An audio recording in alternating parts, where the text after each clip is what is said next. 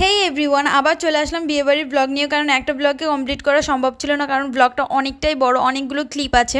যারা যারা আগের ব্লগগুলো দেখোনি একটু ওয়াচ করে নিয়েও পড়ে। এখানে সবাই বেশ সেজেগুজে সুন্দরী হয়ে গেছে। এমনি আমাদের দুই ফ্যামিলির লোকই খুব সুন্দর। এখানে আমার এক দিদি আমাকে খচা ছিল যে বছরে কি চলতে পারিস না, তখন আমি বলছিলাম যে আমরা নতুন রে এখন, যেহেতু আমি বাড়ি গেছিলাম সাজতে গুজতে, তার জন্য আরো দেরি হয়ে গেছিল। বৌদি দিদি সবাইকেই খুবই সুন্দর লাগছিল।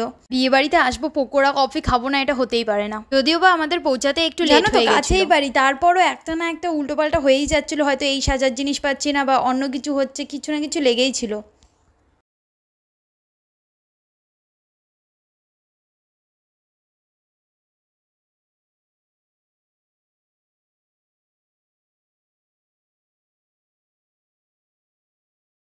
হয়েছিল এটা কি, যখন বর ঢুকেছিল তখন আমি এসে পৌঁছাতেই পারিনি, তার একটু পরে পৌঁছালাম। এখানে দিদি ধেই ধেই করে চলে যাচ্ছে। এখানে আমাদের বর মশাই, মানে এ হচ্ছে আমার দাদার একটা খুব ভালো বন্ধু, মানে বর যে, তার কথাই বলছি। এখানে আমার টুন্নুকেও দেখিয়ে দিলাম। আর এখনকার বিয়ে বাড়ি মানে একটা গজ্জস গজ্জস ব্যাপার, মানে আগেও ছিল কিন্তু এখন সবাইকেই যেন অন্যরকম। এটা হচ্ছে আমার কাকি, তোমরা কেউ বিশ্বাস করতে পারো, মানে দিদির মতনই দেখতে লাগে। তার জন্য যখনই কাউকে কিছু বলা হয় কাকি সম্বন্ধে, আমি ইয়াং কাকি বলি, মনে হচ্ছে 3 বোন।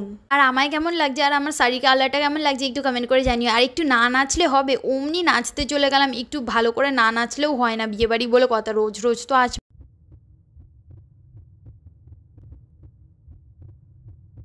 চলো এবার খাবার খাওয়ার সময় হয়ে গেছে। আমি তো খুবই এক্সাইটেড, কারণ বিয়েবাড়ির খাবার খেতে দারুণ লাগে। এখানে যখন ব্লগ করছিলাম আমাকে ওরা বলছিল এখনও ব্লগ করছিস, খাওয়ার ব্লগ? আমি বললাম হ্যাঁ, আমার ভালো লাগে যখন কেউ কমেন্ট করে, ভালো ভালো কমেন্টগুলো করে।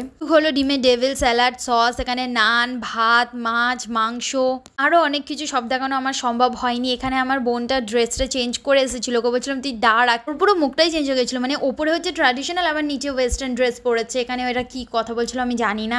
তোমার লজ্জা লাগতো, এখন আর খেতে বসে ভিডিও করতে লজ্জা লাগে না। এই কাকার মেয়েরই বিয়ে হচ্ছে, একটু আইসক্রিম খাওয়া দেখি। বাড়ির এইদিকে এসে দেখছি বিয়ে সম্পূর্ণ, একটুও বিয়ে দেখতে পারিনি। এই যে আমাদের কনে আর বরমশাইকে দেখিয়ে দিলাম, আমার দিদি আর জামাইবাবু, ওরাও এখন খেতে যাচ্ছে। রাতটা অনেক বেড়েছিল। এটা পরের দিনের ক্লিপ, যখন আমাদের কনের বিদায় হবে। এটা অনেক খুশির দিনের পরে এই পরের দিনটা না খুব কষ্টের হয়। ক্লিপগুলো সব রিসেপশনের দিনে হবে, মানে রিসেপশনের দিন সবাই আরও সুন্দরী হয়ে গেছিলাম, খুব সুন্দর সবাই সেজেছিল। আমাকেও দেখিয়ে দিচ্ছি, একটু সাদা সাদা এখানে লাগছে, একটু লাইটের অভাবে। মাকেও আজ আমি সাজিয়ে দিয়েছিলাম, মানে একজনের পর একজন আসছিল সাজিয়ে দিতে, বলছিল কাকে ছেড়ে কাকে সাজাবো। এর বেস মেকআপটা সবসময় আমিই করে দিই, এর দিন আর্টিস্ট করে দিয়েছিল। যাই হোক, নিজেকে একটু না দেখালে হয়। নিজের এই লুকটা তো আমার খুবই ভালো লেগেছে। চুলগুলো একটু এলোমেলো হয়ে গেছিলো গাড়ির জন্য। এবার একটু খাওয়া দাওয়া করবো, যেহেতু অনেকটা দূরে এসেছি। সন্ধ্যেবেলা কিচ্ছু খাওয়া হয়নি, সাজুগুজু করছিলাম সবাই মিলে। সবার খুব খিদে পেয়ে গেছিলো, সবাই ভালো করে খেয়ে নিলাম। এখানে পকোড়া ছিল, আইসক্রিম ছিল, আরও যা যা হয়। মেকআপটা সুন্দর হলে না খেয়ে খেয়ে ভিডিও করতেও দারুণ লাগে। আর ফুচকাও ছিল, যেটাকে আমি খুবই ভালোবাসি খেতে। ওভারঅল ডেকোরেশন বলো, খাওয়া দাওয়া ছিল, খুবই ভালো ছিল। আর আমিও খুবই সুন্দরী হয়ে গেছিলাম। এখানে কোনেকে নিয়ে সবাই ফটোশ্যুট করছিল, আমিও করেছি, যেগুলো আগে তোমরা দেখেছোই। আমরা একটু ওপরে গেছিলাম ওদের ঘরটা দেখতে, আর তোমাদেরও একটু দেখিয়ে দিলাম। এখানে পিসি ওরাও বসেছিল, ও দুটো মেয়েকে নিয়ে টায়ার্ড হয়ে যায়, ওরও তো টুইন্স। তারপরে একটু নাচ দেখো।